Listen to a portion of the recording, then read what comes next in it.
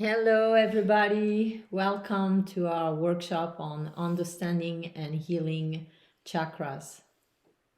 Can everyone hear us well? Hello, Fiona. Hello, Irina. Vibrant. What a nice name.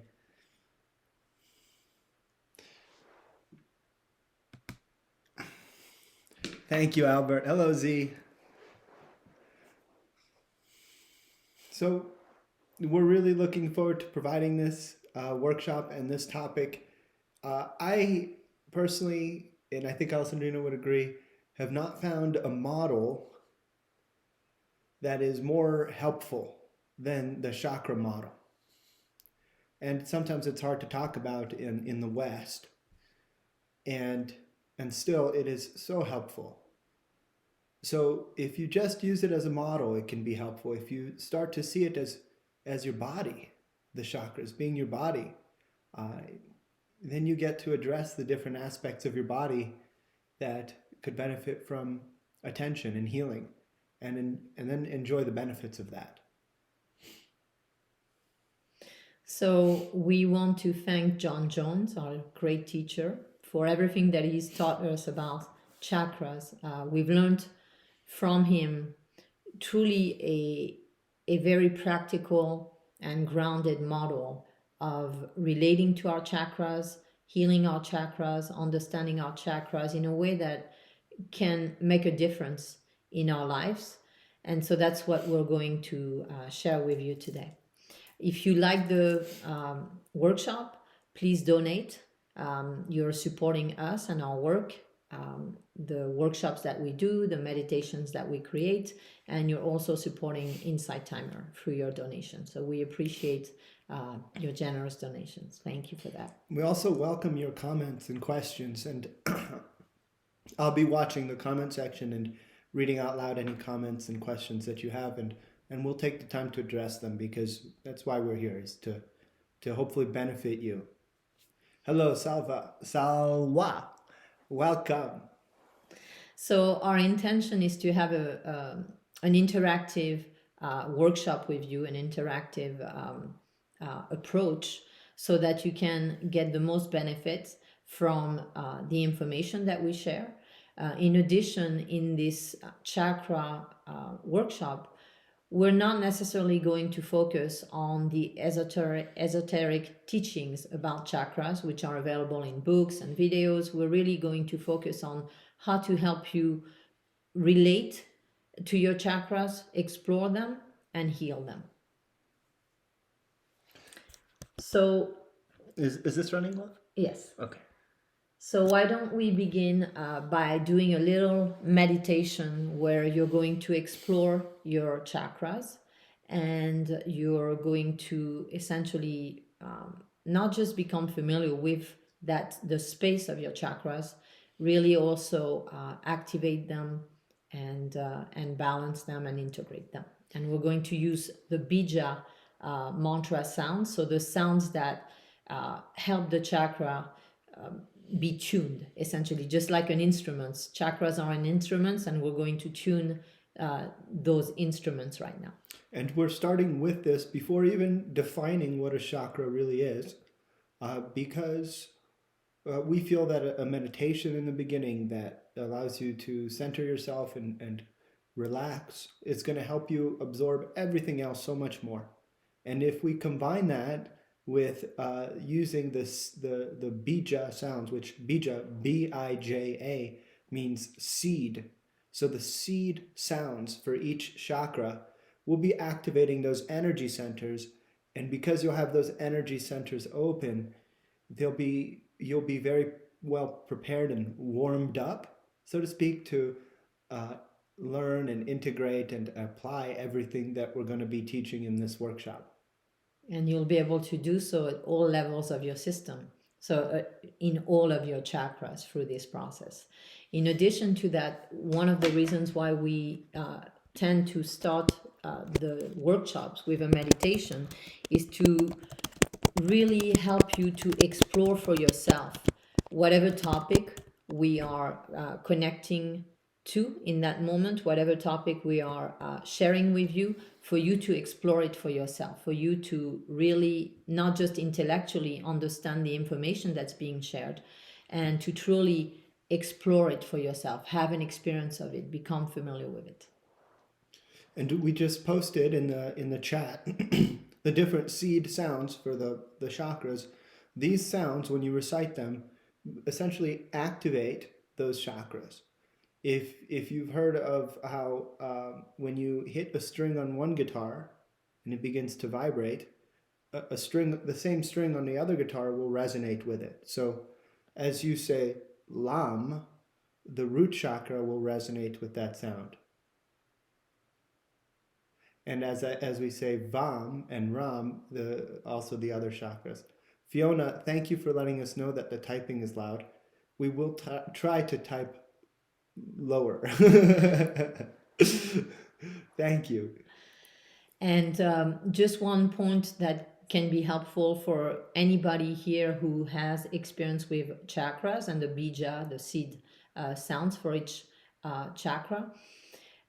Home, which is the bija mantra for the crown chakra, is not very known, meaning that there are many traditions that use Om for both the sixth energy center and the seventh energy center. And so this is a very this information comes from an esoteric tantric branch of yoga, where they've really explored the subtleties, the different subtleties in the chakra seed sounds, and they found that when you say Om with the H, home, there it activates this center more. So that's why we're making this addition, so that you can have that experience and you can see the difference between your sixth energy center and your seventh energy center. So let's begin. And then after we'll get into the very grounded and practical ways to utilize an understanding of chakras to heal and to align yourself with what you truly want in life. So if you'll begin by simply closing your eyes and getting comfortable.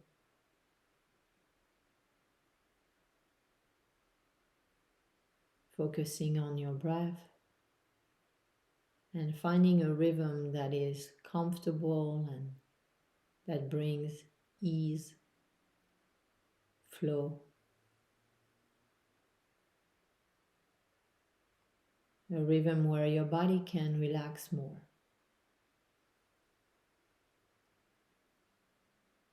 Where you can open more.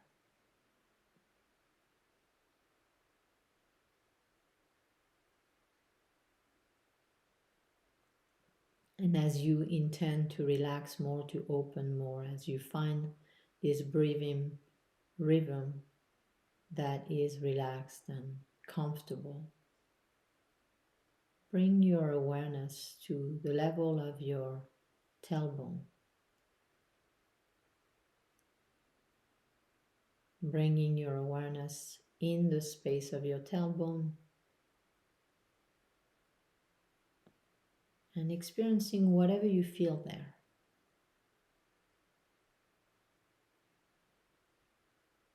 Without judgment. Whatever sensation, whatever visual, sound, any realm of experience that you feel in your root chakra, your first energy center, Muladhara Chakra in Sanskrit.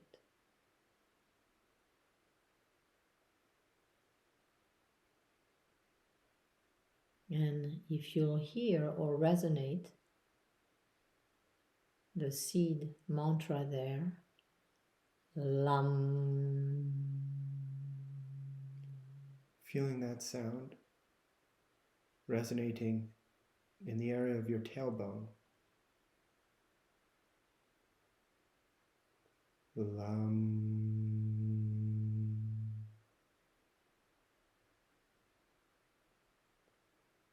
feeling what you feel there as you repeat the sound. Lam.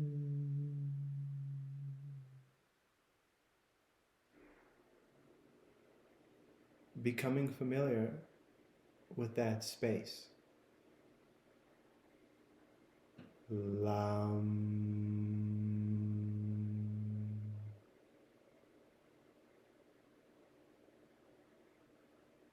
And now bringing your awareness to your second chakra, your second energy center in the area of your navel, your sacral, in the area of your sacral chakra, right underneath your belly button, in your lower abdomen.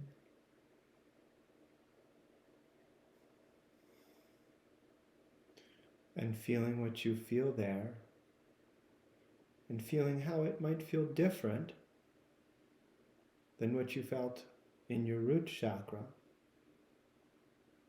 Feeling how your second chakra, just below your belly button, feels different. And reciting the sound. Vam.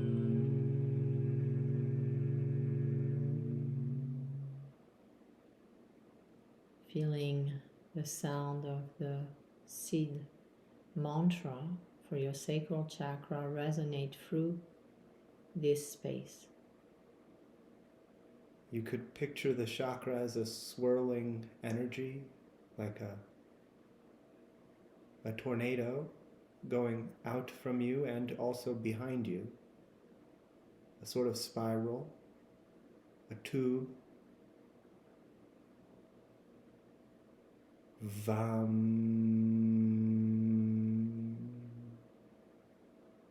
Do you feel the energy swirling faster when you activate the mantra using the seed sound? Vam.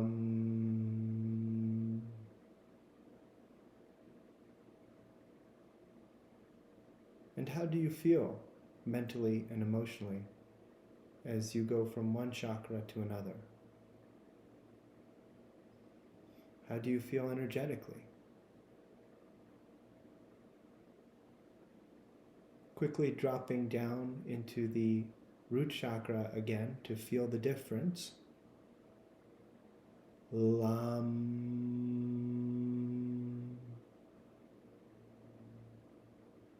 Does it feel different?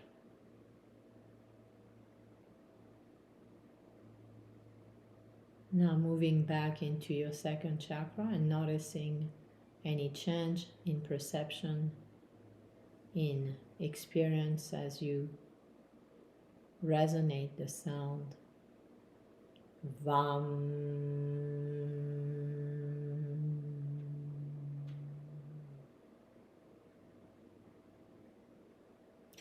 This chakra is the color orange. Can you see the orange? Can you feel the orange? Can you hear it or taste it?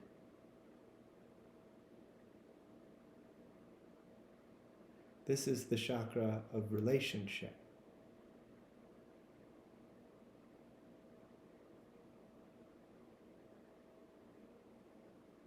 Now continuing your ascension through the central channel, the chakral channel, into your third energy center, your navel chakra, Manipura chakra. It's yellow, and it's more mental. It's about mental planning, the mind. It's about time and money, self-worth. See what you feel there, above the belly button. Ram.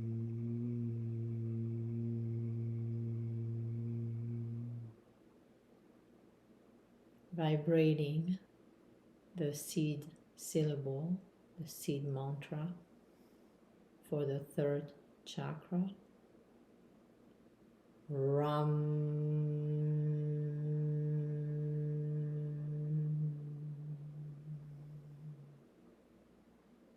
When you're planning for the future or thinking about the past, you're often in the third chakra.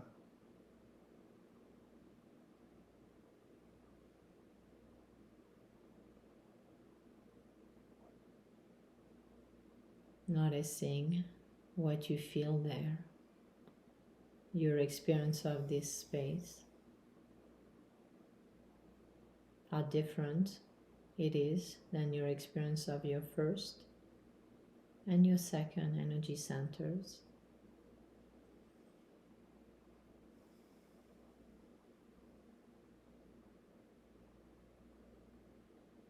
And moving up into your fourth energy center at the level of your physical heart, your heart chakra, Anahata chakra, feeling whatever you feel in this space, observing, paying attention to whatever experience you have in the space of your heart chakra, expansion or contraction, colors, sounds, taste, smells, Emotions, thoughts, vantage points about self and life and others. and in this space, the sound that you will resonate, the bija mantra for this chakra is Yam.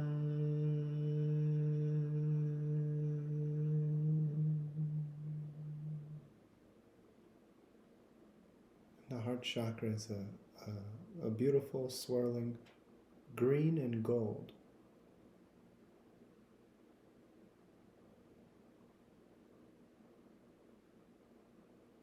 And it's okay if you're not a visual person, for you to experience whatever you experience in that space through whichever sense, feeling, sensation. Let yourself explore this space and your own realm of experience in this space. Breathing into it, breathing into your heart. As you say, Yam.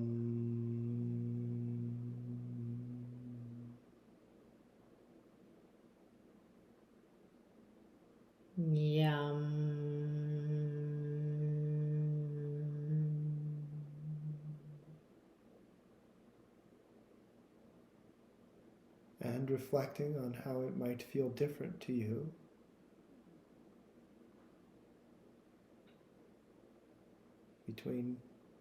compared to the other chakras. We've gone from the root chakra, red, survival, safety, fight or flight, and groundedness, to the second chakra, orange, relationship, emotions, money, self-worth. To the third chakra, just above the belly button, yellow,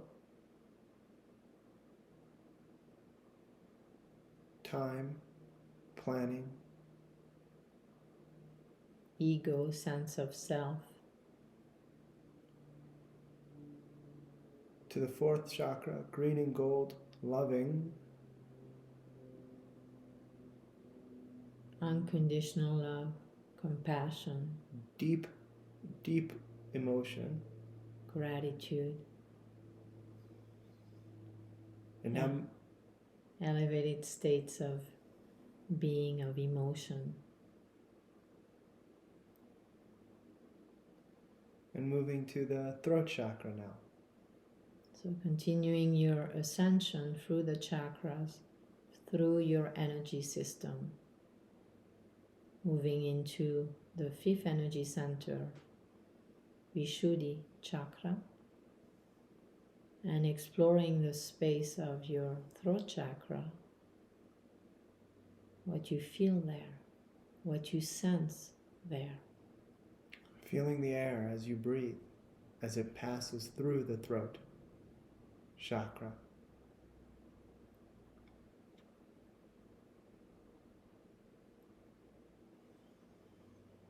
And in this space, experiencing, resonating the bija mantra for this chakra, which is hum.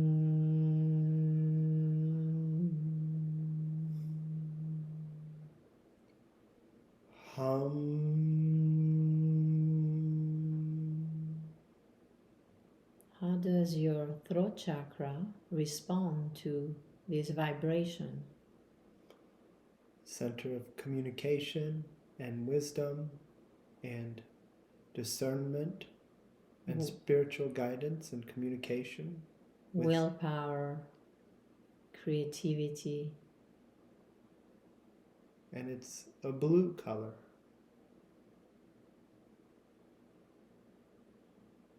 An indigo blue.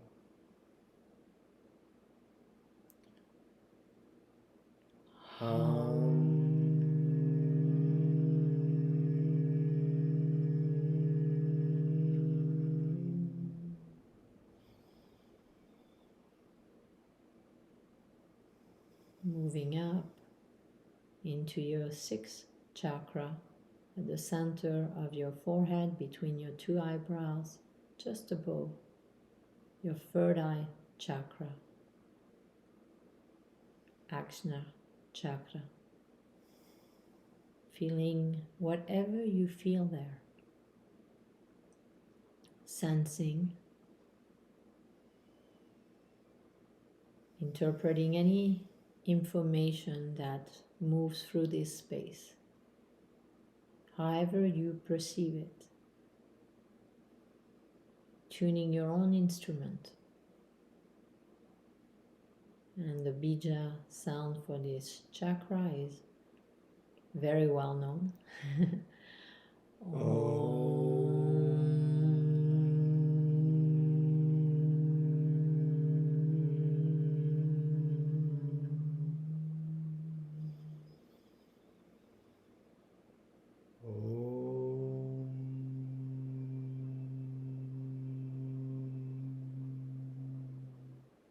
How does it feel in this space when you resonate this bija mantra?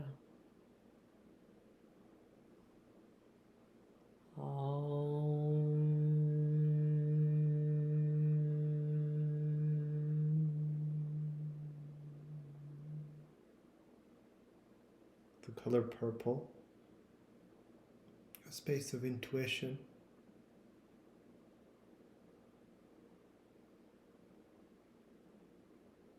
Does it feel different than the others?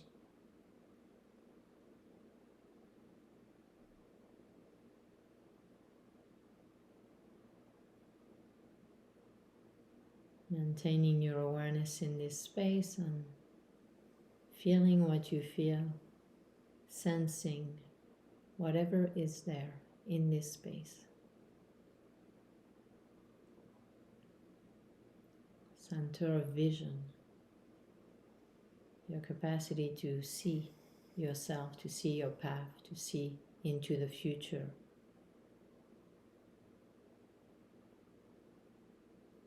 To intuit, to receive information from this space, helping you remain in alignment with yourself, with others.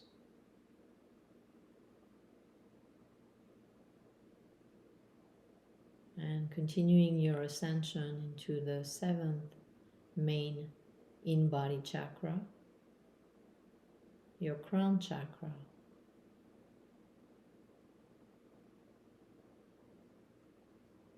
Sahasrara chakra. Feeling whatever you feel at the top of your head and above, about 6 inches above your head. in that space.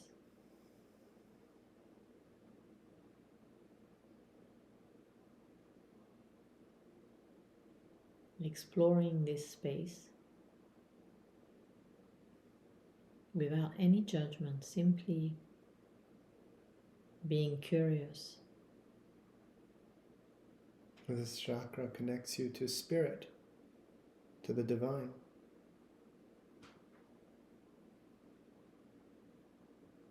Helping you connect with your higher self.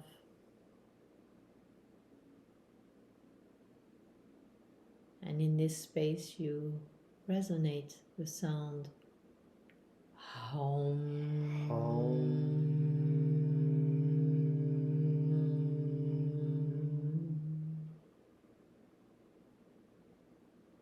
What do you notice? What do you become aware of when you resonate the Bija mantra for the crown chakra in this space?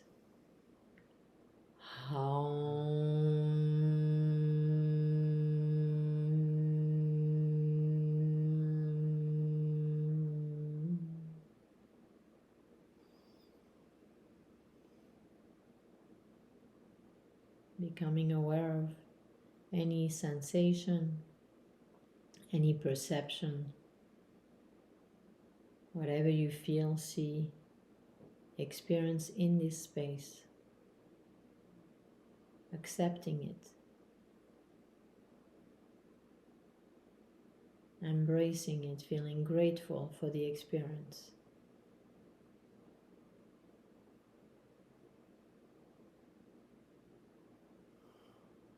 And having tuned your instruments for this workshop, let's begin. You can open your eyes and we're going to start talking more about chakras. And we'll leave a moment here for some comments, questions, experiences. Anything you want to share or any questions that you have, any experience that came up for you that were meaningful and that you're wanting to explore and understand with us.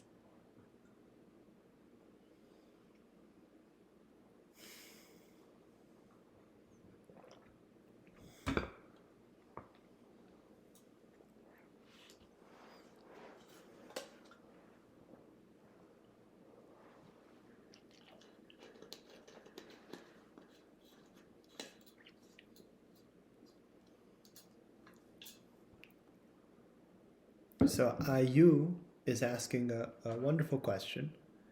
Thank you. If the heart chakra would open up and make us more emotionally driven, then would that be negative for us?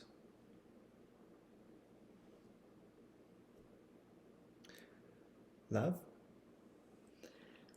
So first of all, in at the level of the heart chakra, it's not necessarily that we become more emotional. The emotions are actually governed by the second chakra. So when we open our hearts, it's not necessarily that we're more emotional. It's that we have more compassion and more essentially feelings of unconditional love towards others.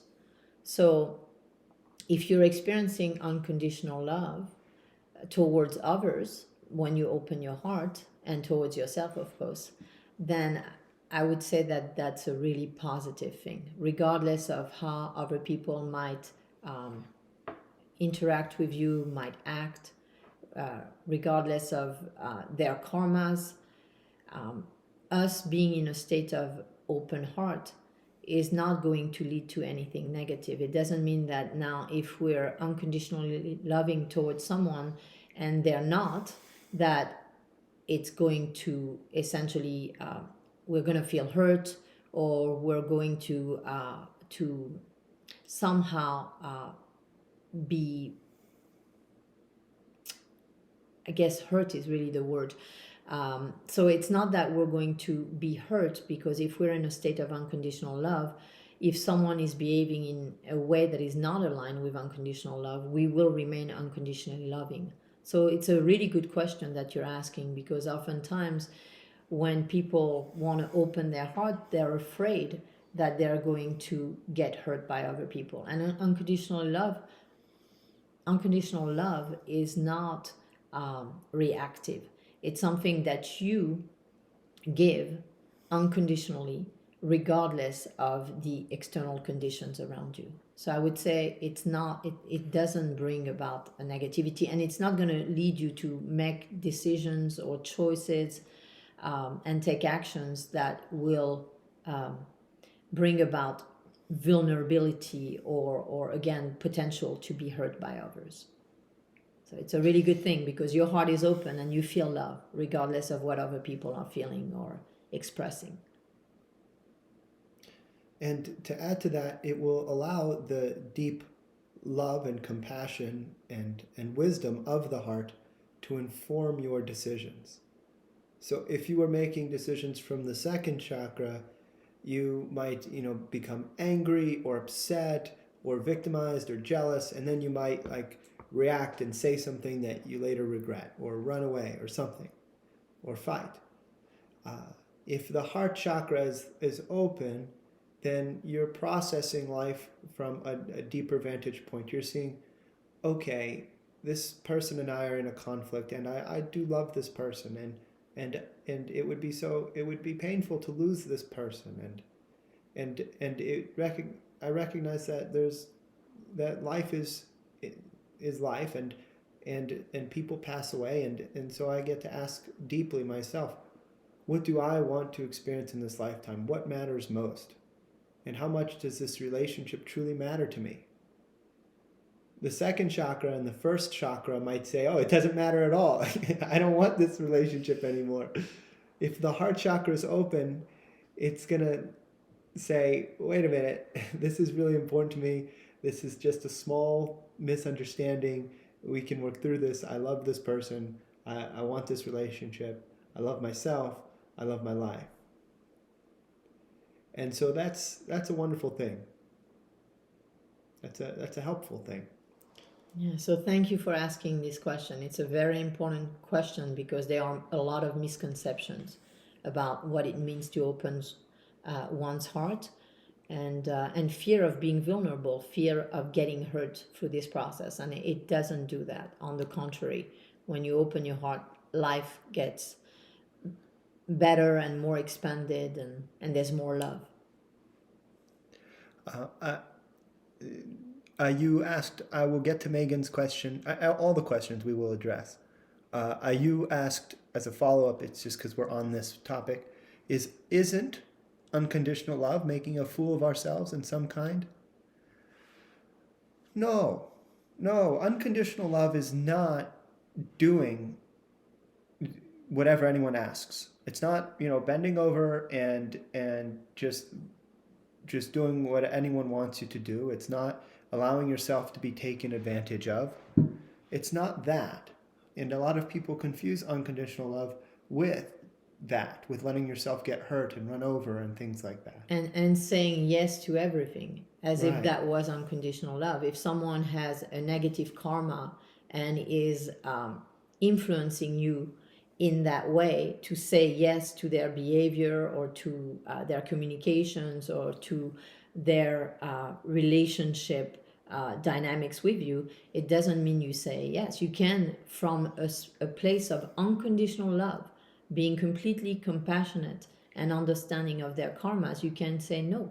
And that would be unconditional love. In our societies, because we learn conditioned love, we think we need to say yes to everything, and that means we love. And that if we say no, that means we are not loving, not kind, and we react to the energies of other people. If someone has a negative karma and wants you to say yes, and you say no out of unconditional love, they might send you negative energy and say you're bad for saying no to me, and you're not loving me, and you're not unconditionally loving, which is not true. So it's kind of like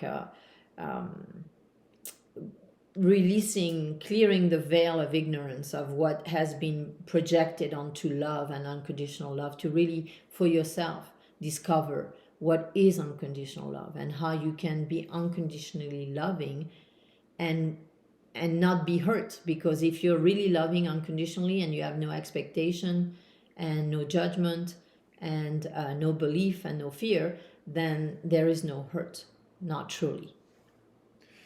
Yeah, and if I could just add a few things about what it is, in addition to what you said.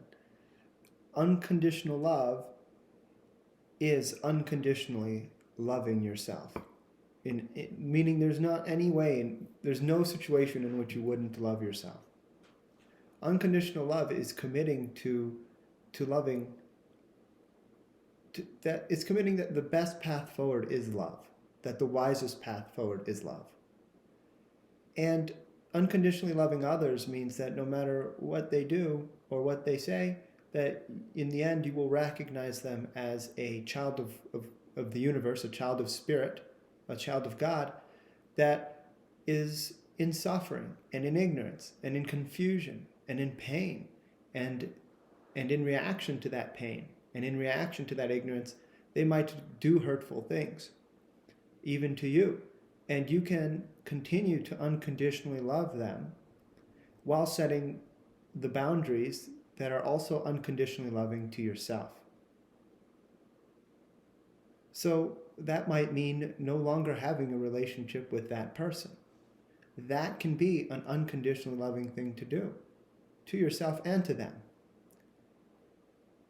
Because if they're feeding off of your energy in some way, if they're overstepping boundaries, not respecting you and your self-sovereignty and what's in your highest and best good, then it is in their highest and best good for you not...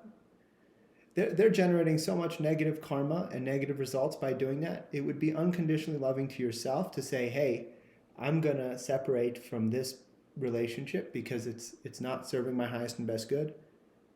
And by doing that, it's also unconditionally loving to them because it's not in their highest and best good either to have that ongoing relationship dynamic. It's not, because they continue to generate negative karmas by doing so. So this boundary is helping them to evolve, to understand the implications of their actions and their negative karmas. Lisa, yes, it is Sedona, Arizona. We are in Sedona. We have some more questions here. In Irina Vibrant, while attending to some chakras, some body pain resonated right away. I skipped Megan's question. We'll get there. Especially some body parts hurt for a long time. Felt aligned. I'm going to read that one more time.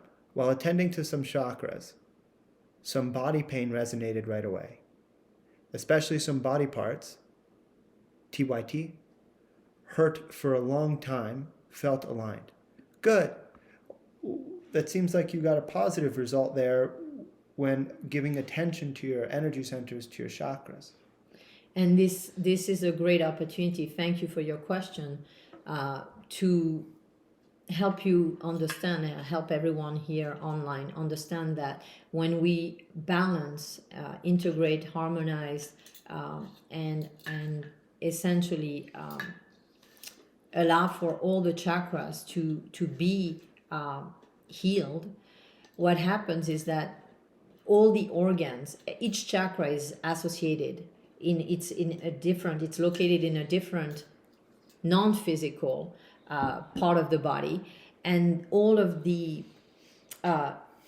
organs, all of the body systems in that area where the chakra operates is going to be they're going to be influenced by this practice that we did. So it's going to start shaking loose blockages and negative energies that are still stored in those areas of your system. So it's very beneficial.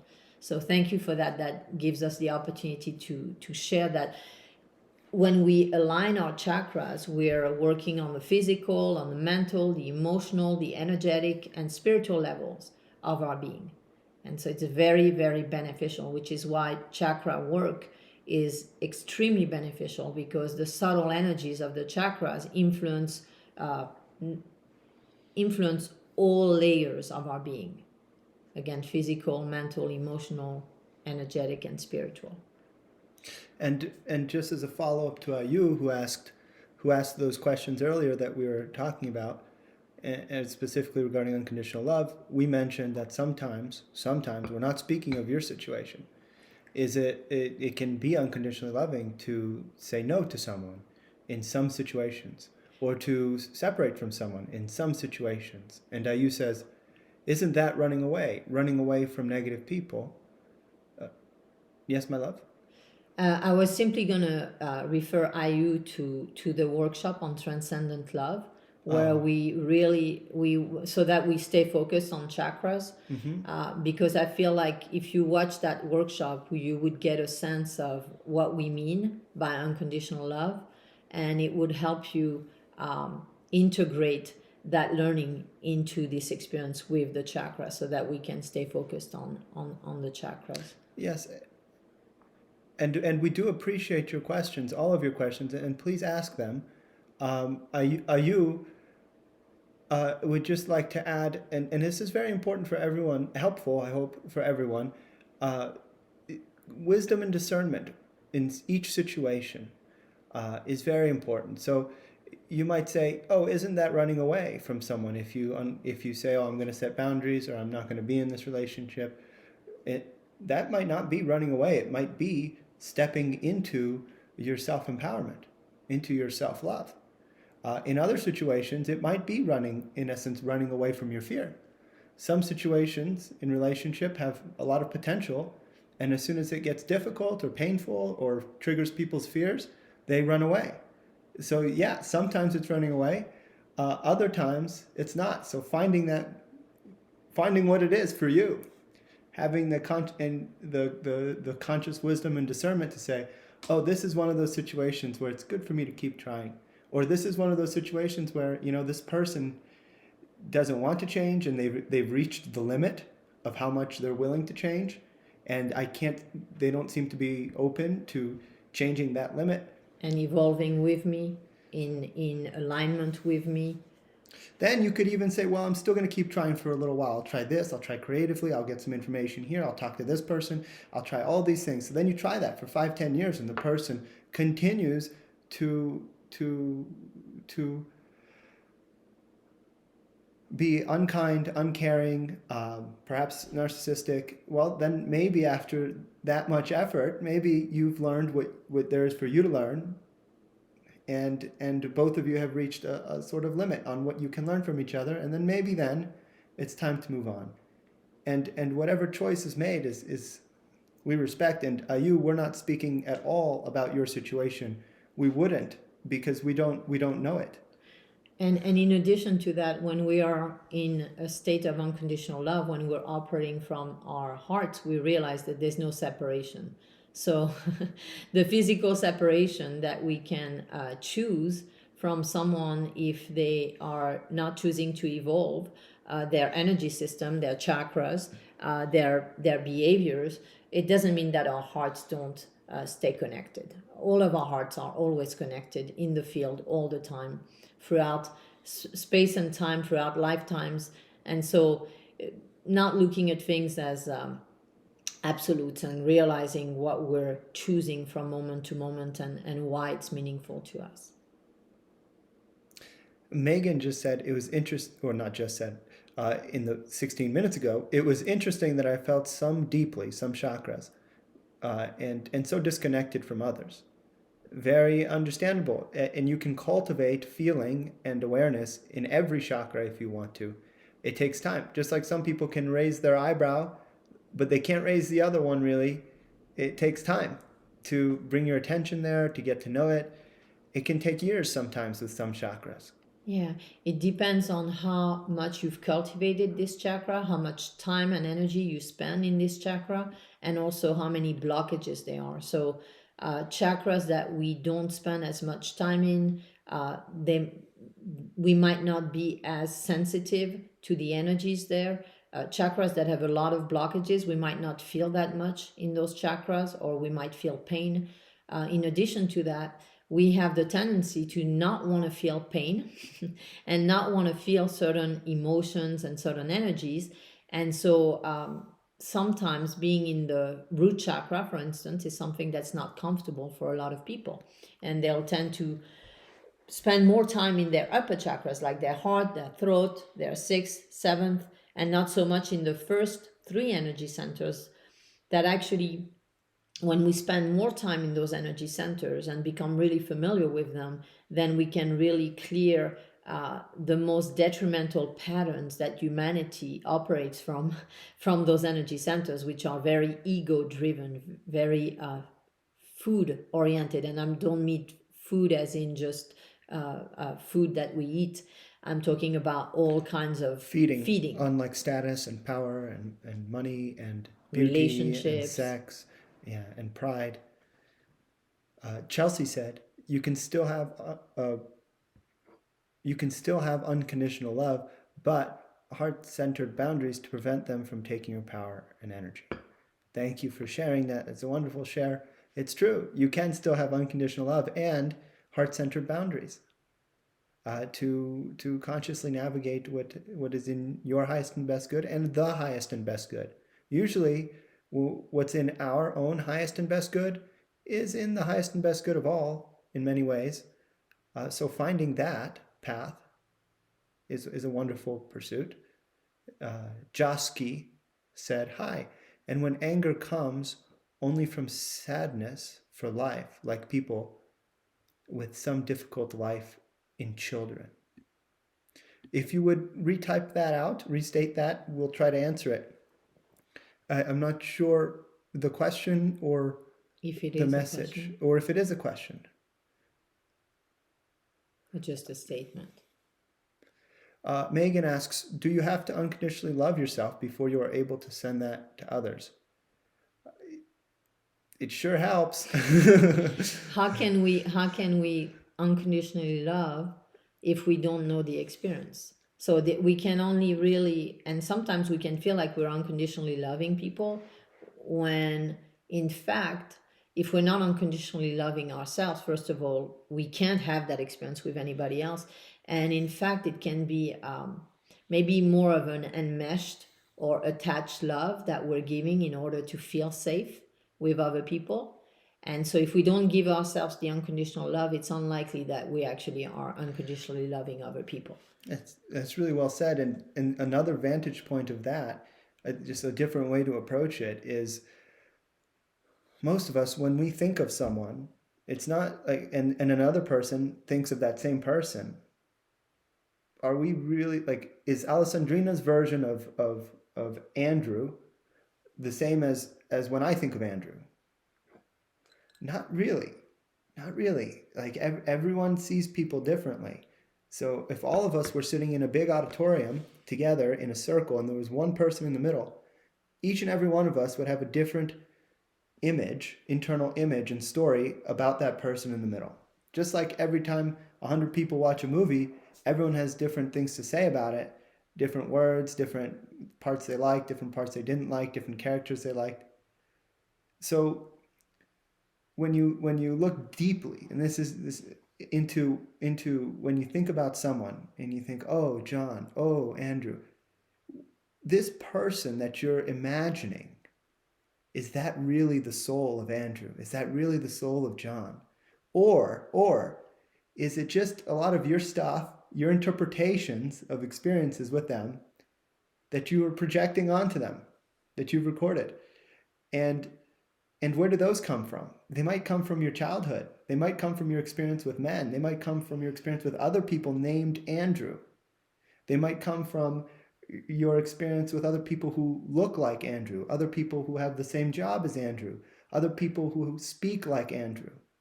When do we really know someone? And is our image of someone really who they are, or is it perhaps just a projection of ourselves? So that's why unconditionally loving ourselves is so important to truly love others. Because if we can learn to unconditionally love ourselves and all of the things that we do and all of our projections, then those can essentially be healed and go away. And for the first time, we can really see people. we can really see them. If we're not unconditionally loving ourselves, it's actually really hard to see people. We hope that those two vantage points are helpful. So while you're reading, I'm going to share a little bit about chakras. And what I wanted to share is that for a lot of people, the experience of chakra is very, it's not something that they can really grasp. And that's okay. The subtle energies of the chakras, they've been mapped, they've been discovered, they've been described by sages for thousands of years now. Acupuncture uses really the system of the subtle energy channels for over 6,000 years now, very successfully to unlock things physically, mentally, emotionally, energetically, and spiritually. And so, because there's not that much science yet, because the instruments in science have not yet been able to fully grasp how chakras work and what they are, it's in the collective consciousness, it can still feel a little bit like muddy, to understand chakras. So our suggestion with that is that when you explore for yourself your own experience of your chakras, and you allow yourself to be in those spaces the way that we did with the opening meditation, you can really have a grounded experience, a practical experience, and you can start to empower yourself to know and utilize your chakras in an optimal fashion. Was there anything else, love, to answer? That chakras are a place where, there's many questions, and I want to address them. I just want to provide information on chakras, and then we can use that information to address the questions. So chakras are like like little computers, little brains. They're like mini brains in a way, that you have that govern different dimensions of life. So like it's a place where it's a brain, it's a computer, it's a chakra, an energy center where information is received, life experience is received, processed, interpreted, stored, like memories, integrated, like when you bounce things off of each other, and then projected back out into the world, and also transmitted through decisions that can be made from certain chakras. And we can live in certain chakras. You could be listening to this right now in any of the 7 chakras. Ideally, you're in your heart now. A lot of people, when they think they go into their heart, they're actually in their 2nd chakra. Emotions. So most people don't know how to go into their heart. Most people in the world today don't have their heart chakra open. Yeah, most of humanity is operating from the first 3 chakras. Really, like a huge majority of people are operating from 1st, 2nd, and 3rd. And they are people who are at the stage of development in their soul process where only their root chakra is open. So their experience of reality is limited to their physical body and to survival and to security and safety, and everything that they do, all their decisions are really focused on achieving safety, security, and integrity, remaining in integrity in their physical body. So it's a very, let's say, how do you say, baby, like short-minded or not long-term focus. Okay. If you're just focusing on the survival of your body, because as a soul, you will have many bodies and you will evolve and you will change and grow.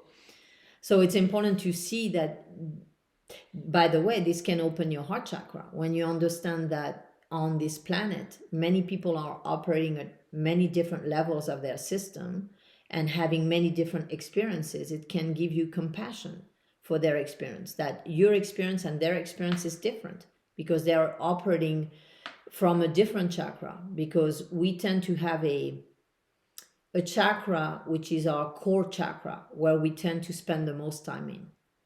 So everyone is different in that way, and that understanding can really open up more space for everyone to accept each other and where each person is, and to communicate better. If you know someone is more operating from their second chakra, they're very much in their emotions, then if you talk to them in an emotional way where you're validating their emotions, then you have rapport.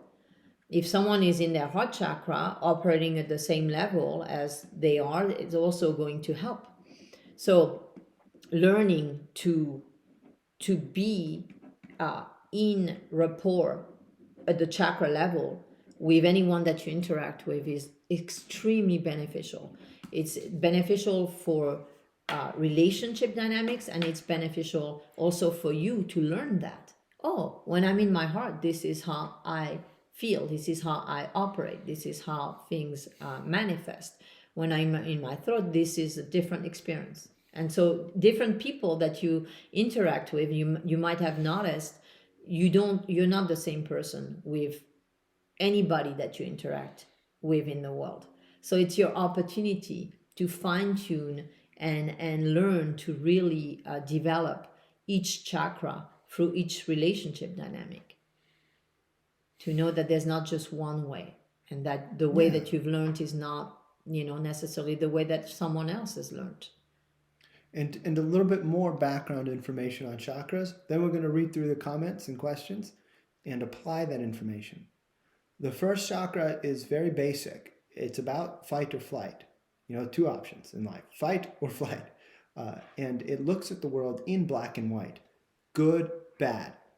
So safe, unsafe. Safe, unsafe. Right, wrong. Did I say true and false? So that is oversimplified. And polarized. And polarized. That's what the root chakra does. It oversimplifies and it generalizes. In the case of almost getting hit by a car and you need to muster a lot of energy and jump, like that's really good, right? Because you can jump really far and out of the way.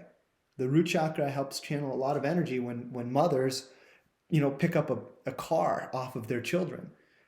Now, if you bring that type of energy into a relationship and into the office environment, you get some different unwanted results, right? So it's very important that the root chakra energy, which is very powerful, is guided by the heart. A little more information. The second chakra is often about relationships and emotions, not at the same level of consciousness as the heart. So a lot of people think, oh, I'm going into my heart now and I'm going to say a lot of nice things and I'm going to be sweet. And then if they don't get the result that they want when doing that, then they're really angry. So and pissed. So that is not being in your heart. Being in your heart does not mean allowing someone to define your self-image. So it's like if someone's angry at you and accuses you of things and is rude and disrespectful, that doesn't mean you're going to be hurt by them if you're in your heart. You see what I mean? So if they're rude to you and you're like, oh, this person's being disrespectful and they've hurt my ego and they've hurt my pride, then you're not in your heart. If you're in your heart, you're saying, oh, look at this. This person, this child of God, this child of spirit is afraid. They must have had a lot of pain in their past. They must not really be clearly seeing what's going on here. They must be projecting onto the situation past pain. And so they're really getting fearful and reactive. And they have a pattern that they've inherited from their parents, or they have a karma that's bubbling up in their system in this moment, and it's influencing the way that they are interacting with me. And I can see that, and I can love that, and I can also have boundaries.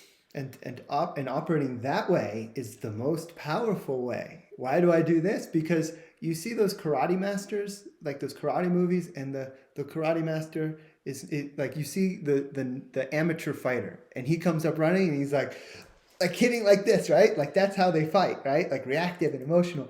Then you see the karate master, and he has like one hand behind his back, and he's just like do do do do do. Boom, boom, boom. And like calm. In the Matrix. And calm the whole time. Like he's not going like this and like he's calm. And he's just going boom, boom. So that's kind of what it's like to live life from your heart. It's wise, it's intelligent, it's conscious, and it's not ego identified. It's not saying, oh, this person was bad to me. Oh, this person hurt my pride and my ego and my sense of respect. That's more second and first chakra. So Dexter right now is defining the 7 major in-body chakras. We have, that's a number that might surprise you depending on whether you've heard it before or not. We actually have 188,000 chakras from the center of the earth all the way to spirit, all the way to God. That are defining our experience of reality. So we're focusing today on now, 7 chakras. Now everyone knows, we all know how little we know. So the more you evolve and develop, the more you start opening the chakras, right? So if you know of 7 in-body chakras, and there's many more above and under your feet, above your head and under your feet, you now have a lot more to explore. And when you start with the 7 in-body chakras, it gives you a something that's essentially that you can focus on as you develop. And then as you develop, you continue to develop spiritually and to clear spiritual and earth karmas, earthly karmas, then you can start to explore other realms and other chakras. And here's really one of the most important things to learn from this workshop. We can record beliefs and fears in our chakras, in different chakras, and those can then prevent us from actually benefiting from operating from those chakras. So like the questions we've had about operating from love, some people might have a belief in their heart that says, I can't open my heart. It's unsafe. If I open my heart, I'll be hurt by others. People will take advantage of me. If that belief is in your heart, then you won't be able to benefit from having your heart open. And let me tell you, there's nothing better.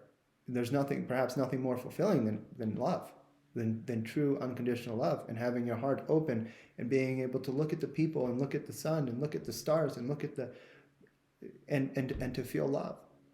And look at yourself in the mirror and to feel love. So the costs of having that belief are great. Now I think we could perhaps begin to address some questions. What do you think? Yes. So I'm going back to find, okay, so Josky clarified and said that when anger comes only from sadness for life. So you could simplify it down to that anger only comes from sadness. And there is some accuracy to that people are first, feel hurt and sad and afraid, and then they become angry. And if it's okay, one second, my love. And that a lot of that comes from childhood. Yes. And Jusky, I'm still not sure if there's a question there, if that was just a comment. If it was, we appreciate it, the comment. And just something to explore for yourself, a perspective that while we feel differentiated emotions, actually emotions come from the same source. So sadness and anger seem like they're different emotions, and they are in many ways, and ultimately they both come from fear. That comes from typically the root chakra. That is operating in fight or flight and survival.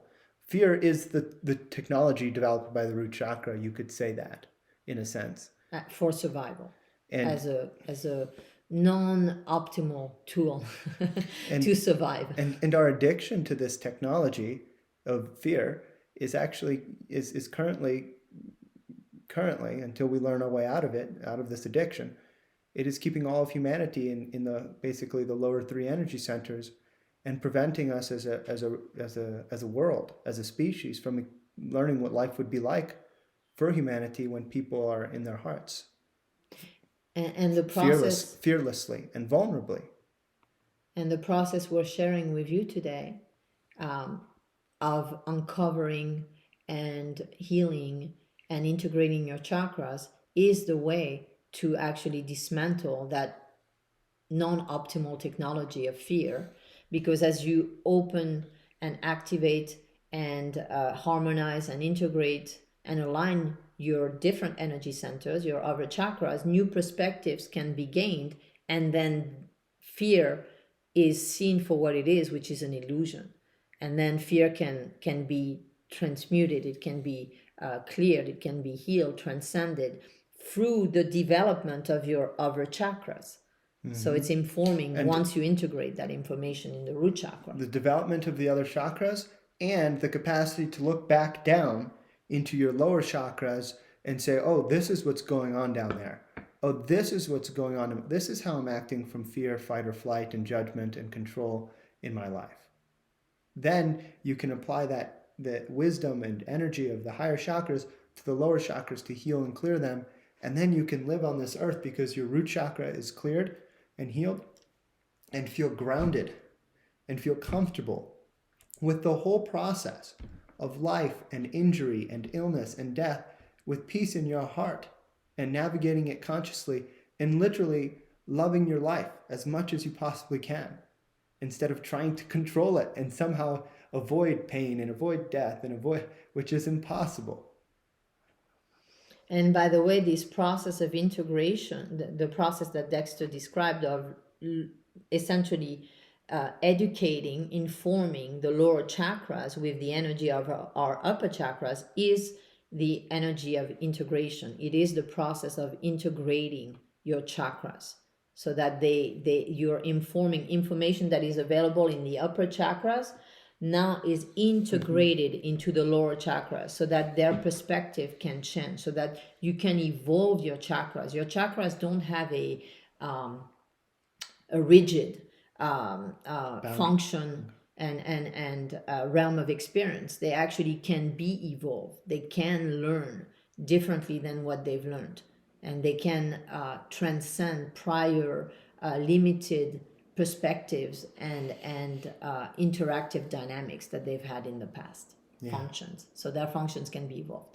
Let's take a little pause. Just a few breaths. Hold on, my love. Let's slow it down. And if you're enjoying the workshop, please donate for ourselves and also for Insight Timer. So to add what Alessandrina was saying, a process of an example of your chakras not being integrated is if you have a person who's wonderful and we love them and they're spiritual and they say I love everyone and everyone loves me and they're happy and and then you scratch their car and then they want to kill you. So that's disintegration, right? That's fragmentation, not being integrated. That's when they go from their heart, all of a sudden they shoot down into their root chakra. And by the way, we do that all day long. We go up and down the central channel. Yeah, like an elevator that we're traveling and looking out at the world in, and whatever chakra we're in, that's going to define our experience of that experience. Yeah, it's almost, imagine that you were wearing glasses, and they had different lenses, different colors, or different perceptions of reality. You put the lenses on, you see the world a certain way. And then you put other lenses on, you see the world a different way. So from your root chakra, everything is survival. From your second chakra, it's all about relationship and how to interact in relationship and emotions. Your third chakra, thinking and planning and, looking at the world through that lens of your intellect. Then in your heart, from unconditional love and compassion. And you put the other lenses on here in your throat chakra, then you're discerning and you're able to operate from your own free will and you're creative. Then you go into the lenses of your sixth chakra, you're intuitive, you have vision, you're able to see your path, to see the evolution of your soul throughout time. And then your seventh chakra, you're wearing the lens of that, and now you're really just like be able to see the whole universe. You see that you're on a planet in the middle of space, in the middle of just so small compared to how intensely we can experience the small things in our lives.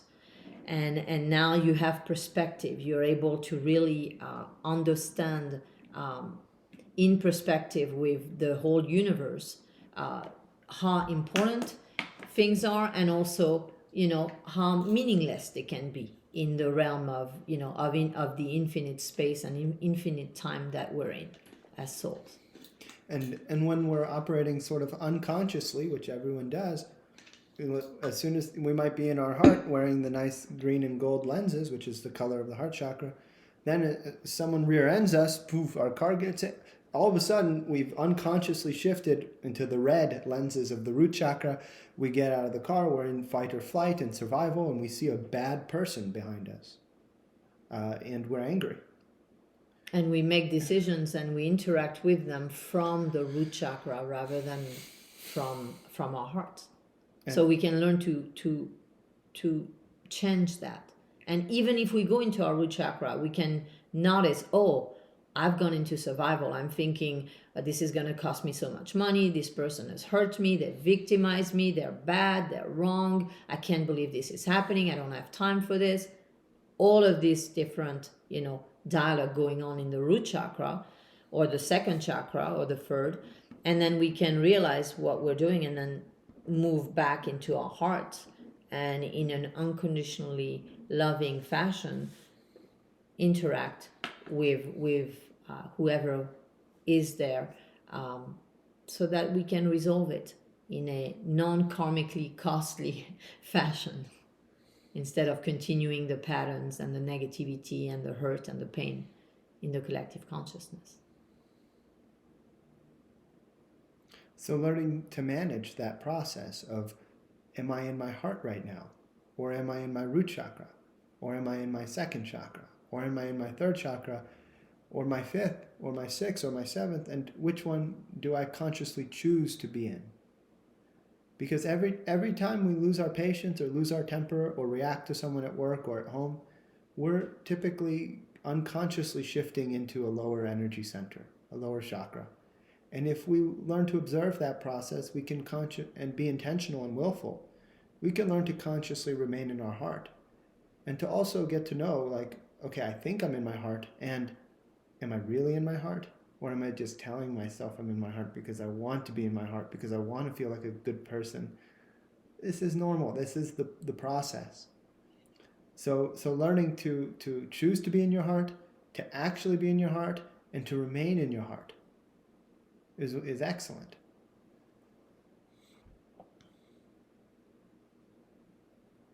Miller asked, what if you have to work with someone daily? How do you keep the boundary if it's a person that's difficult to work with? And then Megan said, yes, Miller, I struggle with this every day at work. So if I can, just because it's kind of not off topic, that said, it's better if you watch again the Transcendent Love or the Boundary workshop that we've done in the past.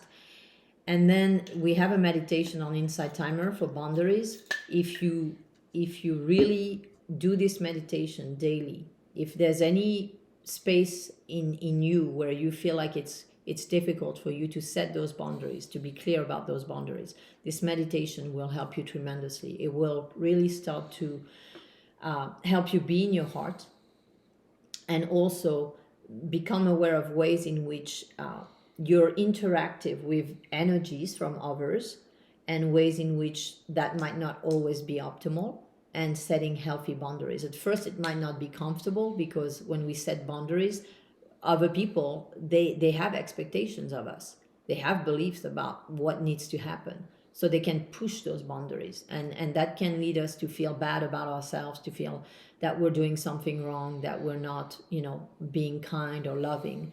When in fact what we're doing is we're learning something that we may not have learned, which is healthy, loving, compassionate boundaries. And it starts with feeling like we can be comfortable in our own space. And when other people, with their energies come in, that might be difficult to keep that space. So that's my recommendation. If you do that, you will start to have a different experience. And we have, Love, a workshop on from the past on Stockholm Syndrome. unconditional love, Transcendent Love. and then do we have one on boundaries? Yes, Stockholm Syndrome. The Stockholm Syndrome Yeah. workshop. Okay, and those are available on our website, which you can find a link to in our Insight Timer profile. It's also our names. Should we work on all the chakras or concentrate on individual ones when we have issues? Elena, that's a great question. So it's a great question. Thank you, Elena. Yeah, and we were going to discuss that. So now that we've kind of mapped for you what's happening at each level of your chakras, you kind of can get a feel when something's not flowing in your life, relationships, money, feelings, feeling loved, feeling that you can love, feeling safe, loving, feeling a sense of self-empowerment, not from egos, simply feeling self-empowered, feeling safe in the world, feeling like you can express and you're creative, feeling like you have vision, or feeling connected to the universe. When that's not flowing in your life, you can be sure that there's a blockage in a chakra, that the chakra is not just moving and flowing in an optimal fashion. So that's great, because then you would know that if that's happening in your life, in an area of your life, then you can focus on that chakra. So yes, absolutely, focusing on the chakra that you identify to be connected, related to the issues that you experience, the blocks that you experience in your day-to-day life is very helpful. We've created many different meditations, and in a moment I'll share the meditations that are helpful for chakra alignment and healing. And then we have some that are specific to one chakra only. So where we go through the 7 chakras, that said each meditation is focused on one chakra. And that will help you to move the energy. Ultimately, it's very beneficial to do that. In addition to that, to do the work of the 7 chakras, to align, to integrate them, to heal them, because each chakra builds upon the other. So whatever is not clear in one chakra is going to affect the next chakra and the next and the next. And we'll give you an example of that. For instance, if someone in the root chakra has a belief from childhood or from a past life that they're a bad person, now that belief is going to create a block. They're going to feel unsafe. Their root chakra is going to send energy up that is distorted, because if they believe they're a bad person, they have a distorted perspective of themselves. And now when that energy moves up the 2nd chakra, if you're a bad person, how are you going to feel in the context of relationship? How are you going to feel about receiving money? How are you going to feel in work relationship? You're a bad person. You can't really flow in those relationship dynamics because you have this distortion from the 1st chakra that you're bad. That you don't deserve. Right? Exactly. So a 1st chakra belief, oh, I'm bad and I'm not good enough, is going to affect how you feel in your 2nd chakra regarding relationship. And then in your 3rd chakra, how you feel about self. About do you what feel do you deserve? How empowered is someone going to feel if they feel like they're a bad person? How are they going to feel good being, receiving good things? Exactly. So then in your heart, if you feel like you're a bad person, you might close yourself up to receiving love and to giving love, because a bad person doesn't deserve to receive love, or it's difficult even to give love, because you're going to experience the world through the lens of, oh, I'm bad. So unconditional love is not even an experience that is available. Then in terms of creative energy, in terms of willpower, in terms of wisdom and discernment, how can you really have a comprehensive and optimal perspective of yourself if you feel like you're a bad person? Then same thing, vision and intuition. A bad person, if you have that distortion, it's difficult for you to see the journey of your soul and to appreciate it, and then to connect to spirit and to the universe in a way where you're receiving. So those distortions in the lower chakras, in any chakra, is very important to resolve so that they don't create. It's almost like, imagine that you were at a concert and one instrument was out of tune and not playing in rhythm with the other instruments. The whole music would sound, kind of like distorted from that. So it's the same with the chakra. When one is out of sync, out of tune, it's going to affect all the other chakras. So that's a long explanation, and I hope it's helpful and it helps you to really focus on integrating your chakras and the energy in each chakra. Look at the last question from Glenn. I can't read it. As a conscious spirit having a human bodily experience, are we able to tap into and benefit from the other 179,993 chakras? We would say focus on the 7 embodied ones first, clear those, then go ahead and adventure. There's one above the head, there's another one below the feet. The one below the feet feeds karmas up for you to learn from. So a lot of what you're experiencing in the body and in life is coming from your, spiritually speaking, from past lives. And also you have the higher self up here that informs you. And there are these chakras to explore. We would focus from a grounded and practical vantage point to focus on the 7 embodied. The reason we know that there's 188,000 is because, some extremely conscious spirit and being actually was able to explore those. Yeah. So yes, it is possible, and perhaps it is all of our destinies as souls as we evolve more in future lifetimes to get there. Yeah, and when you hear sages and spiritual masters talk about very intricate multi-dimensional perspectives about the universe, that's what they're doing. They're accessing information from higher chakras. And by the way, when you're meditating, you're doing that. You're cultivating this capacity. When you focus on your 7th chakra, you're starting to cultivate enough capacity to start moving up, above your crown into the 8th chakra, the 9th, 10th, 11th, and on and on. And to be able to have more and more multi-dimensional experiences. So that was a funny question. A funny question, good question, and that we recommend not going that high right now, because that can be quite ungrounding, and not necessarily supportive of your practical real world goals. Elena says, "Brilliant! Exclamation points! This session has been very useful for me. Just what I needed. Thank you very much." And she sends a heart. Thank you, Elena. Thank you. We're so glad to be of help. Thank you for that feedback. I'm going to read some other questions now. Chelsea says, does going up and down the elevator of chakras in perspective, is it the same as seeing life through 3D versus 5D experience? Yes, it's very similar. It's very related, we could say. It's not...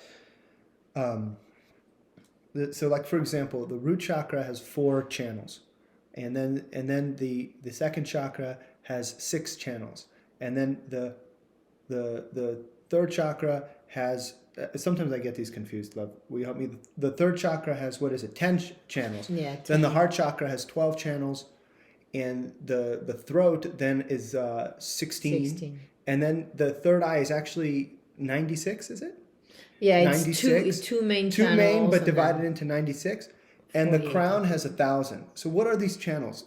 If you were to simplify it down to like processing power, right? Like computer chips. Like what if a computer had just 4 processors compared to a computer with 1,000 processors, right? So that would be a much more powerful computer, capable of accessing many more dimensions and subtleties and nuances of reality and life.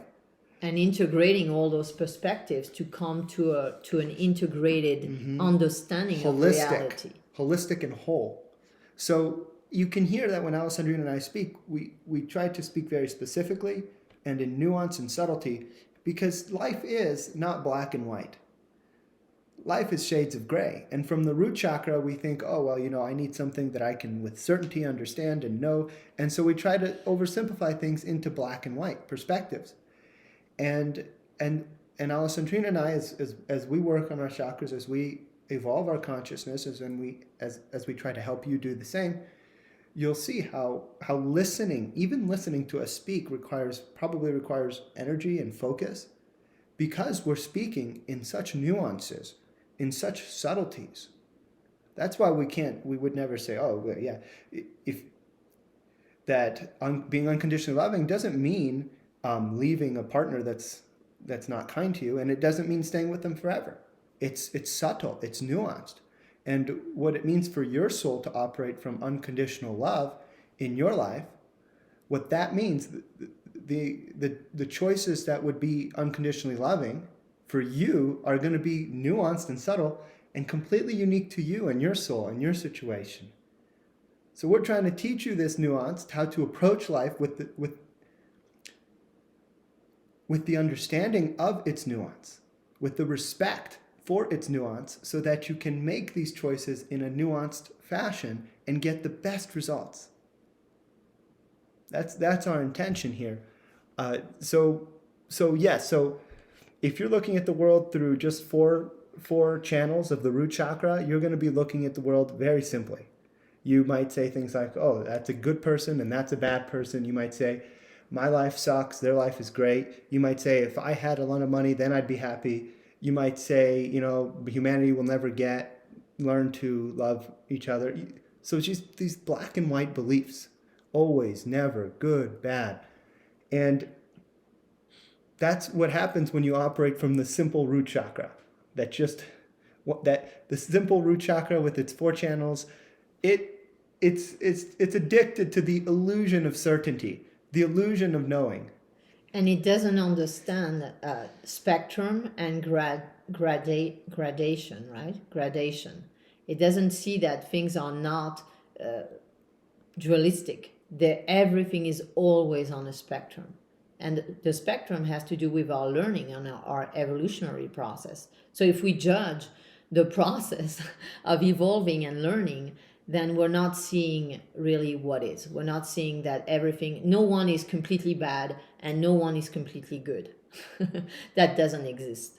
So we're always healing, evolving, learning, integrating, and as a result of that, ever more present and grounded and ever more able to interact with our environment in a way that is not going to generate karmas, essentially, and negativity. So that's what fine-tuning your chakras is all about. If it's okay, love, I'd like to share what meditations we have for chakras. Of course, and that might also help this question. I saw that. Well, Gabe, do you have see it. Do you have any suggestions for chakra integration or flow when you feel the energy skip through chakras to the root? And he also said, I often feel the root chakra pulse even before they're in my mind and breath flow. Congratulations! That's wonderful. Yeah, a lot of people try to escape the root chakra, and when they're escaping it, they're not actually working on resolving the energies, the collective consciousness energies, and the conditioned energies that are in the root chakra that are detrimental.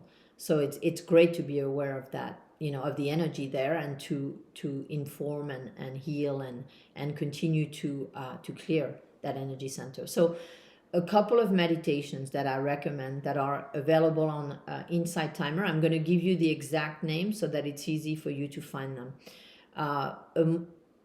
And they're by order of the most recent and the older ones. There's one called Chakra Healing that is specifically to align the chakras together, building upon each other. There's one called Abundance Practice for Prosperity. And this meditation is essentially a practice to align your chakras to abundance, to the energy of abundance, so that all of your chakras can resonate with abundance. And then you can have the experience of abundance through this process of integration. The other one is called Energy Centers Balancing, and that's a process of balancing your chakras. Another one is called Energy Centers Chakra Discovery. That's a shorter one to quickly tune up, kind of like what we did at the beginning, to quickly tune up your chakras. If you don't have an hour to meditate, I think one of these meditations, the Chakra Healing one, is like almost 2 hours, so not everyone has that time.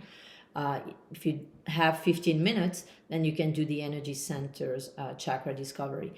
And then I just recorded one live. And by the way, forgive us when sometimes we upload some meditations or talks that we do outside in the nature, in the energy of the vortexes in Sedona. And so there might be, the sound quality might not be as good, and the energy of those meditations is very good. There's a lot of energy in those energy centers, and we channel that energy into the meditation. So I recommend the new one, which will be called Live Chakra Alignment, and this one is about to be available probably next week. And we would also recommend that in addition to those meditations, that you continue to integrate and absorb this information that we're providing in these workshops. And you can find our past workshops on our website. A lot of them are free. And we're also putting all of this together, all of the workshops and the different topics and the different dimensions of life that we discuss. We're putting that all into one course that's free also, that you can follow on our website there. Yeah. And in addition, on our the Epic Self website, we have what we were talking about individually, all the different chakras. So one by one, there's a meditation for the root chakra. There's a meditation for the second, for the third, for the fourth, fifth, etc. So that's something that you may also, if you're focusing on one, you may want to explore those. They're not yet on this platform. Okay. And Gabe said, okay, great. And then he actually listed the chakras you just listed. Thank you for putting that in there for us. Elena says, heart, little seed growing, hand, palm touching, heart, diamond, rose, and a purple heart. Thank you. Irina says, thank you, hands up. Z says, thank you. Miller says, thank you, with a heart. Let's see. Elena said, brilliant. Oh yeah, we already read that one. Irina said, thank you for sharing, star. It's eye-opening. We're so glad that you're appreciating this. There was Naima said, how do you work on breaking down trust issues? To break down trust issues, it's about becoming self-aware of the fears that you're projecting around trusting. Oh, I can't trust because ... I'm afraid to trust because ... It's unsafe to trust because ... Write all of those down and then deeply reflect and ask, are those fears really serving you? And I'll give you a hint. No fear contributes to consciousness. All fears are a form of unconsciousness. They're a projection from our mind. They're not real. They're not true. And in addition, just to add to your question, this is I can feel intuitively, and also based on what you're sharing, that this is a second chakra actually blockage. So if you work on the whatever has been recorded in relationship in your past, whether it's in childhood or if you believe in past lives, something that's still influencing from a past life, then essentially you're going to clear the negative energy that is stored in the second chakra, and then trust can be easier. It will come naturally as you clear those blockages. So in addition to what Dexter recommended, which is very helpful to uncover specifically what's holding the energy in place, the statements in your system, to really just allow yourself to clear those negative karmas in your second chakra. And we're wrapping up soon with just a few more comments and questions. And then we had a meditation we were going to do today. With the time that we've gone over, we'll just tell you about the practice. Naima says, thank you. This is helpful, what you just said. We're glad that you're still here and we're able to hear the response. Sorry that we were only able to address your question, it looks like 28 minutes later. Lotus asked, how can one avoid people taking advantage of him? It's a great question, and thank you for all of your excellent questions. How can one avoid being taken advantage of? Well, one could say that one makes choices and then lives with the results. And that in that truth, there is no such thing as being taken advantage of. There are only the choices we make and the results that we then get. So to manage that and to avoid it, I would recommend asking yourself deeply, what types of choices am I making that are leading to the result of feeling taken advantage of? And what's motivating those choices? Why am I not seeing the So people that I'm for instance giving to? For instance, this is an example I often share with clients when they talk about exactly what you're talking about, and this feeling of being taken advantage of, and giving and not necessarily receiving back. And so imagine and I'm just using the Dalai Lama as an example, someone who's wise, someone who is unconditionally loving to the degree that they are.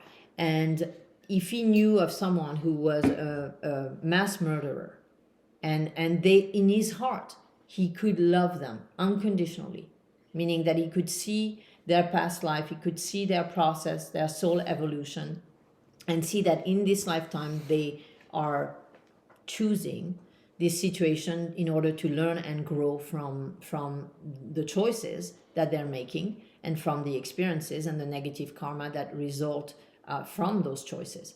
So if that were to happen and this person knocked on the door of the Dalai Lama, it would be very likely that the Dalai Lama would know that this person might murder them, right? They're a murderer. They're a serial murderer. That's what they do. They're maybe angry. They feel hatred. They want to destroy because they feel so out of control. They feel like they have no power in life.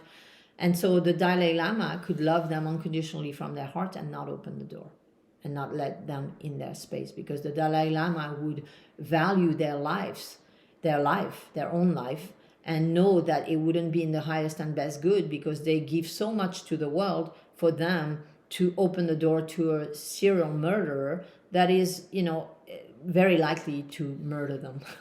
So that's an extreme example to show you that when we operate from consciousness and unconditionally loving in our hearts, we can perceive what are the motivations, the karmas, the energies of different people that we interact with, and know how to respond, not react. Just know what is an appropriate response to any person, any situation that is going to allow us to stay in our physical body, because our physical body are important. It allows us to continue our evolutionary process as souls, and so to value our life, to value our inner experience, so that we can continue to grow, to heal, to evolve, rather than allowing other energies that are maybe karmically negative to have an influence on us, and then to define our choices for ourselves. And if we are aligned with service to our soul, service to God and spirit, and service to humanity, and to building the best possible life, the most loving life, the most aligned life we can possibly have in this life, then would it be worthwhile to give that all away to try to help someone who is intent on destruction, who is asking for help above water, but when you look beneath the water, they're actually, let's say that they're in quicksand, and you can't see, and they're like, help me, I'm in quicksand, I'm sinking. And you go and you try to help them, and all of a sudden you're getting pulled in. And if you were to be able to see into the quicksand, you would find that they had their feet intentionally wrapped in the roots. So they want to bring you in. They don't want to actually evolve and ascend and feel better and get out of their circumstance. They actually simply want you to come in with them, so that they're not alone in their detrimental dynamics, in their misery. Misery likes company. And there's plenty of people, by the way, who also like misery, and who would be a great karmic match where both people could learn. When you take some of these people and mix them with people that are really reaching and really trying, that's not necessarily in the highest and best good of the spiritual process. So there's something for everybody, and it's up to us to learn to love ourselves, to release the beliefs and fears in our chakras that are preventing us from living the life of love that we all have the potential to live. And by the way, another way to answer your question is that when you cultivate and you align and clear your chakras, now you're going to have the discernment in those situations. It's not a rule. It's not, oh, they don't help, or, it's really case by case, energy by energy, to really know where someone else is at so that you can relate to them in the most optimal way for you and for them. So again, saying no can be the best thing to do for them. For instance, if someone is an addict and they're because of their addiction, they're so driven by their root chakra to feed from the addiction that they don't even see other people, and they would be willing to hurt them, to take all their money, to threaten them, to blackmail them so that they can get whatever it is that they're addicted to and feel better. Well, when you are able to discern, you can set healthy boundary with such a person, and you're helping them. Because if they were to, without any limitations, if they were to just play out that karma, it would be extremely detrimental for them. They would learn a lot from it, and it would also be, they would accelerate and add to their already existing negative karma. So setting boundaries, while in the collective consciousness it's seen as bad and wrong, it's actually a wonderful tool of learning and evolution, not just for the person setting the boundary, that is then essentially sitting in the collective consciousness belief of you're bad, you're wrong for setting those boundaries. It's also extremely helpful to the other person on the other side who learns, oh, when I act in that way or treat this person in this way, it's not that they close their hearts to me, it's just that they close, they essentially don't allow for that dynamic to continue. And to clarify and to wrap in a question from Amy, that was, as mammals, we have a primal need to be connected to family, right? Won't setting boundaries hurt the root chakra? So when we say set boundaries, we're not saying separate yourself from their lives. We're not saying shut them out. Boundaries, see, that's another example of not what you're saying, Amy, what I'm describing. When we look at boundaries as a black and white thing, when anyone does, either I talk to them or I don't. Either I continue relating to them or I don't. That's more of the root chakra, oversimplifying things. A boundary doesn't have to be truly like a physical wall, basically. It can be a boundary where, for example, you might not share your most meaningful spiritual learnings and pursuit with them. Many people here have probably had the experience of sharing a really big insight that meant a lot to you, and you share it with someone who didn't have the capacity to understand or receive it, and they kind of shot it down, and it affects you. So setting boundaries can say, well, I'll speak to this person once a week, or I'll meet, and maybe I won't even meet with them. But I'll speak with them, and I'll be loving to them, and I'll be kind with them, and that, or maybe I'll speak with them only. I was speaking with them 5 times a week. Now I'm going to speak with them once a week.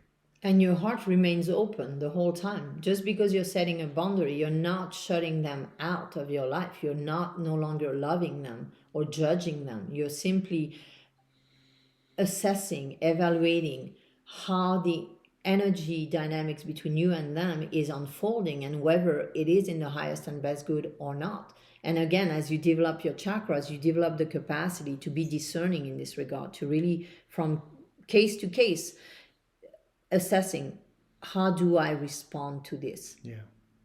With love, with intention, and what are my intentions in this relationship? And so your response will depend on your intention in this relationship. If it's a very important relationship in your life, than the setting of boundary, which will be different than if it's just someone that you work with or that you interact with from time to time. You'll have a different way of setting those boundaries. If I may add a few things, Yes. and then we can start to wrap up. Amy also asked if the root chakra does receive energy from family. We receive energy from our parents on either side of our root chakra, and it does At the level of the hips.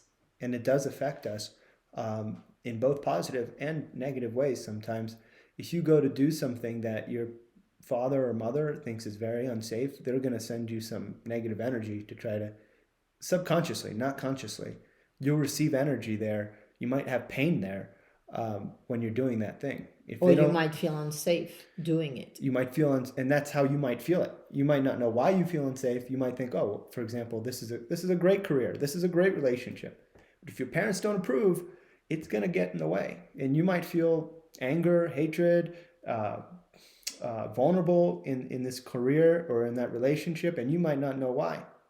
So that's why it's so important to have your own self-sovereignty, where you choose for yourself what is best based on your learning, or else it is, or else the energy and intelligence and beliefs and fears of our parents can end up limiting what we can experience in our lives. So boundaries help with that. Like, okay, mom and dad, you can, like, in many ways you can be mom and dad. Like, I love you and I appreciate everything you've done for me, and that doesn't mean you get to decide what's good for me in my life. And it doesn't mean that the way that your chakras are operating and functioning and that were modeled for me, that I need to continue to operate from those ways. So you're evolving your chakras, your energy system, your consciousness, and the way that you're operating, so that any limitations from, for instance, your parents or past lives that are influencing your life decisions and life results can be transcended. And then you can, with boundaries, with love, have different results and different experiences. Sometimes you'll see people and they don't even realize they're experiencing the same kind of dynamics as their parents in some way, shape, or form in their lives, whether it's career, whether it's money, whether it's relationship. They're just, continuing the same cycles because they've been programmed in that way, and because their chakras have blockages that mirror the blockages that their parents had or that they had in a past life, because our energy system comes with us as we continue to reincarnate. If you believe in reincarnation, we have the same energy system.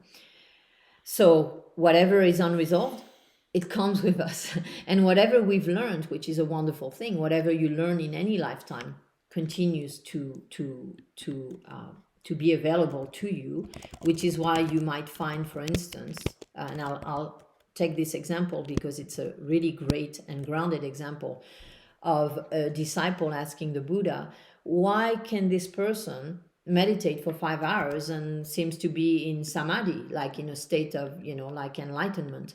And the Buddha responding to this person saying, well, you don't see the 100 or thousands of lifetimes that they've had at it before. So that cultivation that you're doing right now in your life, it's staying with you.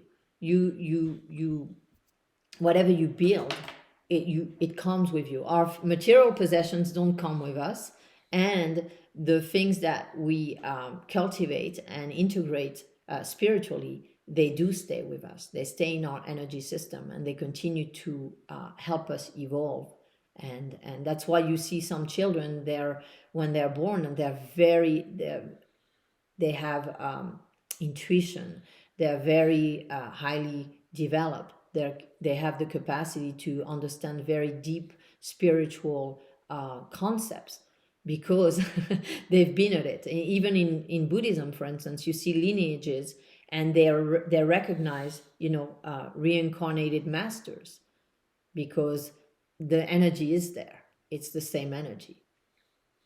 Edna, so Z said, wow, I can really relate to this regarding the energy of the parents. And Edna says, although you didn't get to my poorly worded question, I think I heard what I needed with the quicksand and boundary stuff. Well, please, if we missed it, we're so sorry. Please repeat it and we will try to address it. And Elena asked if we have a circle. I don't know. What's that? If we have a A circle. circle. Yeah. And then Elena Oh, asked, that might be on Inside Timer. I think that they have circles. Like, oh, yeah, and we haven't looked at that yet, and that might be something that we do. And you can find us on many different social platforms also to connect to us. And we also work with people privately. So if you're interested in in what we're doing and to explore that deeper, then that's something that's available too. okay. And then Elena says yes in an insight timer. Wonderful. And then there was one more thing. Elena asked if there's any chakra book recommendations. I have two. While you look for that, I will provide one last piece of information. There's this one.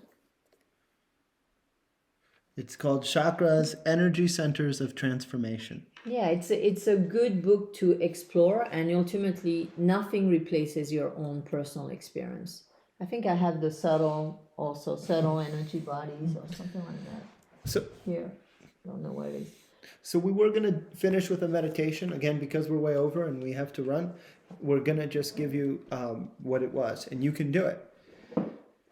If you take a pain in your life or something that you really want to change, and maybe it's not a pain or suffering, maybe it's just something that you want, a change that you want, an experience that you want, and you imagine it. And then you go, and with that imagination, with your image of it, by connecting to it, you go into your root chakra, into the space of your root chakra, and you ask, what do I feel about this there? What thoughts and emotions do I have about this there? What parts of me there are aligned with this? What parts of me there are not aligned with this? What parts of me judge it? What parts of me fear it? What parts of me are aligned with this? So if you do that with each chakra, first, second, third, fourth, fifth, sixth, seventh, and eighth, seventh, you'll be looking at that experience, what you want, from all those dimensions of your being, and you'll be able to bring yourself into alignment with that which you want, and you'll also bring up the obstacles to getting there. By the way, when Dexter said eighth, he was tuning into something really useful, because when you tune into this chakra and you align it, and then you descend the energy back into the chakras, which is the meditation on abundance does that. It will teach you exactly the model that Dexter shared right now in relation to abundance, to resonate with the energy of abundance. And when you get to the level of the eighth chakra and you can access this energy in the field, then you can descend it back through your chakras and integrate it. Yep. So use that practice for that. And Edna says, my mentally ill daughter, I want to help her without drowning in her muck. Understandable. And I'll tell you a story that we were working with a master healer from India, Dr. Naram, and he was helping like 100 people a day. How many patients a day was he 500 people. 500 in India, and in Europe or in America, maybe like 300 a day. A ridiculous number. Like you would see him for 15 minutes, and then that's it. And yet he was very wise. And he, imagine if you had 300 mentally ill daughters, and he was working with 300 patients every day, and he mentioned that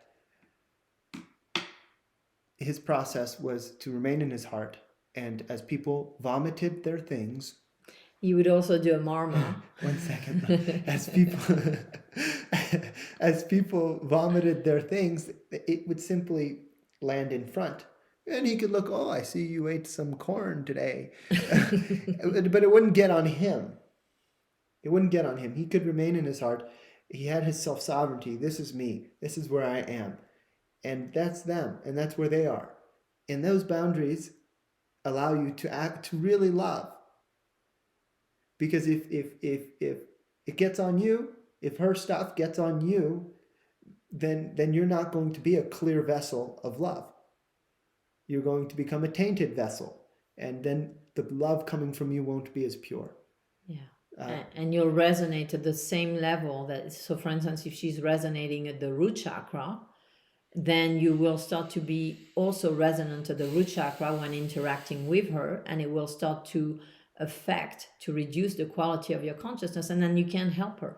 You can't help people if you resonate at the same level that they are. And by staying in your heart and in a higher vibrational state, you can actually help people to ascend instead of you descending. It doesn't mean you don't take a snapshot of where they are.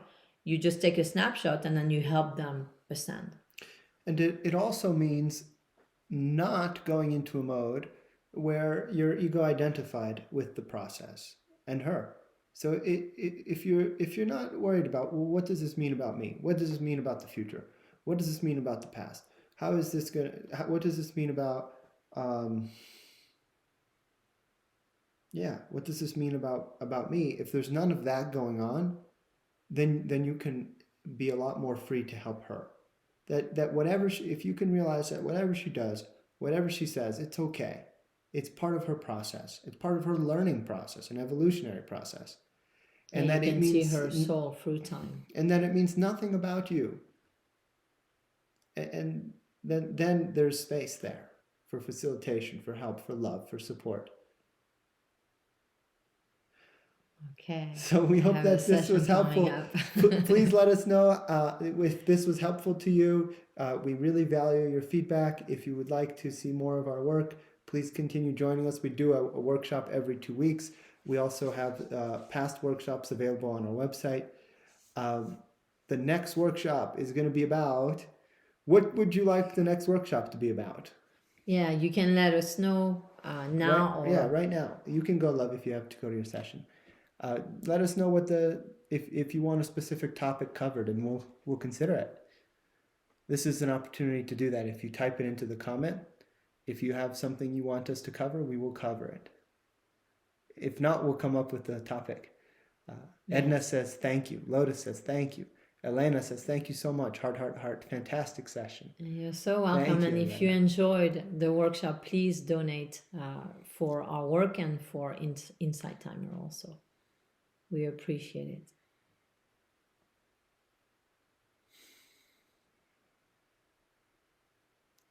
Perhaps single-pointed focus. Utilizing single-pointed focus to realize or to manifest our intentions in life. I think that's a great topic. Okay. Well, that might be the next topic then. In 2 weeks. Yeah. So thank you so much again for joining us, and we're grateful for you, and we look forward to seeing you soon again. Bye. Bye. Thank you.